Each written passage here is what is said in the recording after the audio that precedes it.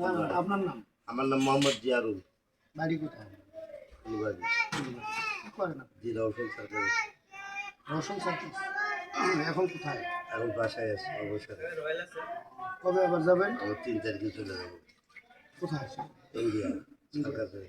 কতদিন থাকবেন ওখানে? 6 মাসের জন্য।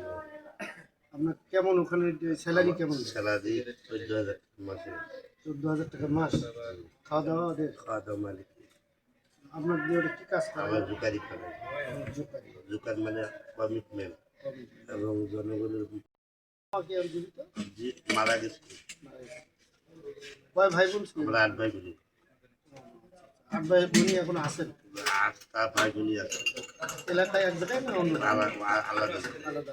সবাই কি আপনার এই কাজে না জড়িত নয়। অন্য কাজে নেই। চাষাবাদ। সবাই কি আপনার মতো না এরকম না? আমাদের মতো স্বাভাবিক। ও আমাদের মতো স্বাভাবিক। আমি শুধু শুধু আপনি আমার বংশের ভিতরে আমি একা। আপনি একাই। ও ভাইয়ের নাম কি বললেন? জিয়ারুল। জিয়ারুল। জি হিন্দু না মুসলমান? মুসলমান। জিয়ারুর নাম তো মুসলমান। মুসলমান না, ঠিক আছে। উনি দর্শন সার্কাসে আমি আনন্দ করতাম বান্ধবীরা। আনন্দ করার পরে আমাকে পাই তোমার হাতে এই ফুল থাকলো, এই ফুল যেন যদি ফেলো আমি কালকে হাসরে আমি দাবি থাকবো আপনার। ওই আমি ফুল আর ফেলতে পারি।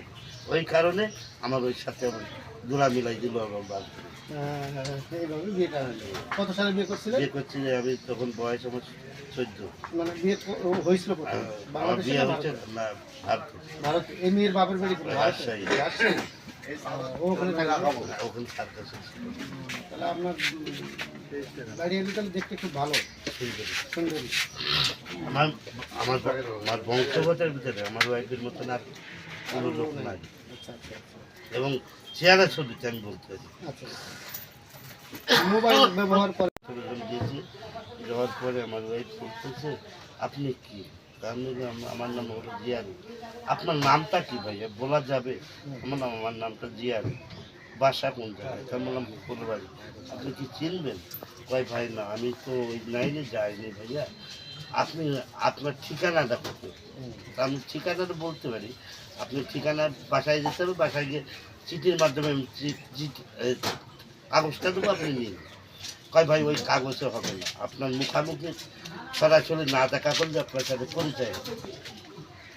নদীর পাড়ে গোসল করতে সাবান মারতেছে, সাবানটা আমার পড়ে গেছে।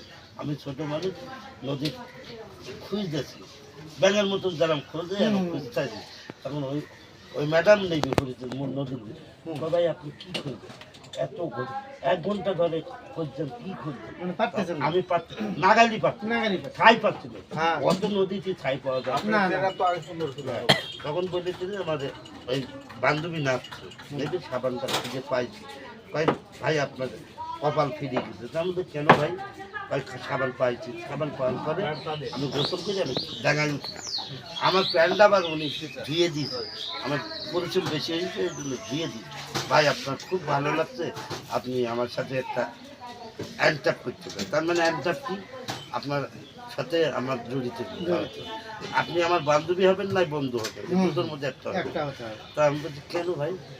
আমি তো বিয়ে করছি। ভাই না ভাই আপনার বিয়ে করলে চেহারায় আরাম থাকবে, পরিবেশ অন্যরকম থাকবে, তখন তাহলে ভাই পাই থাকবে।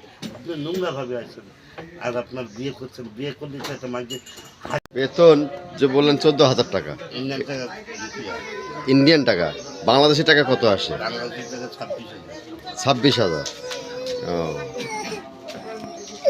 এই 6 মাস আপনি ইন্ডিয়া থাকেন আর 6 মাস বাইরে বাড়িতে।